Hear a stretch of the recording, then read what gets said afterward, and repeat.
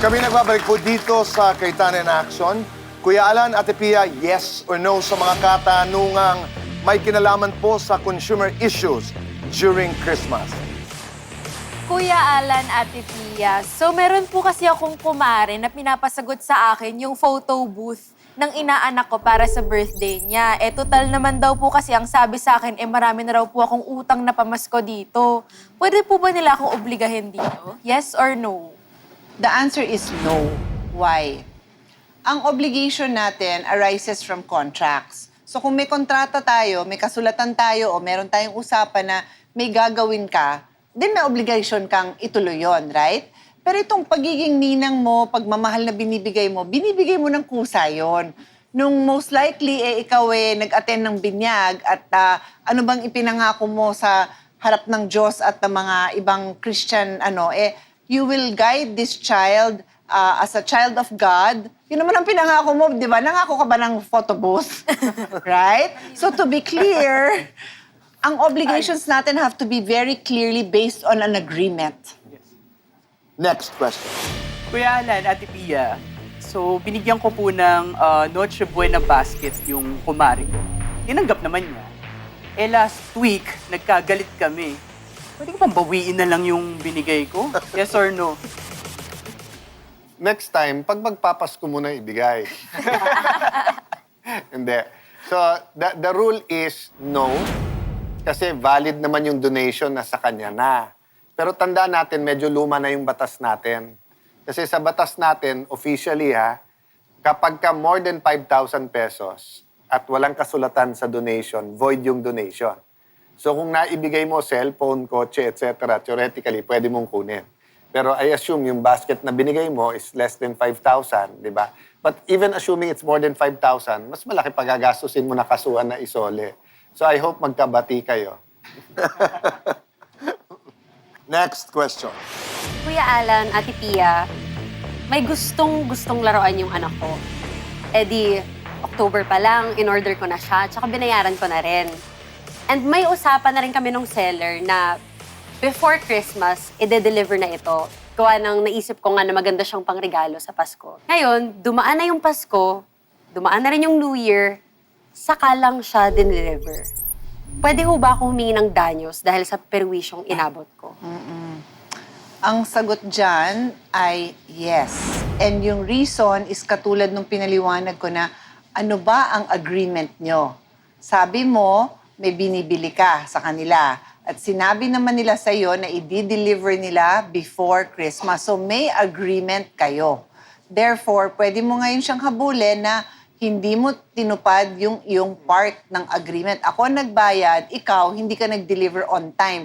Dahil medyo essential yung time na yon, di ba? Kaya nga siya nagsabi na mai-deliver niya ng Christmas. So may right ka dyan na maghabol for damages.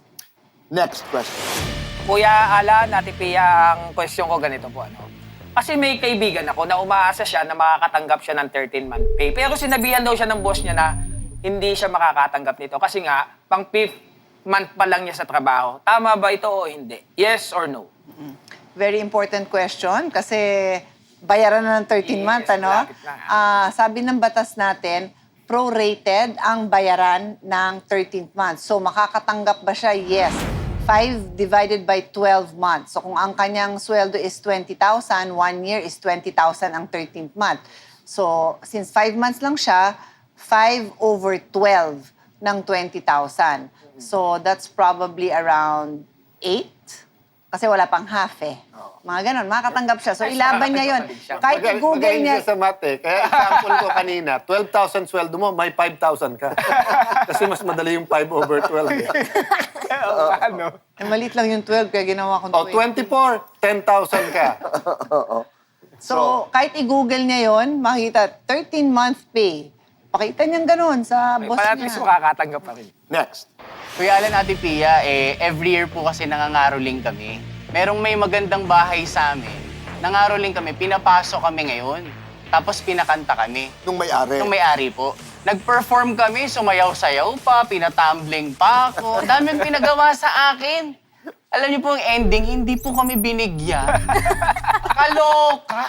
So ngayon, ang tanong ko po, tama po ba yun? Yes or no? It's a very interesting question.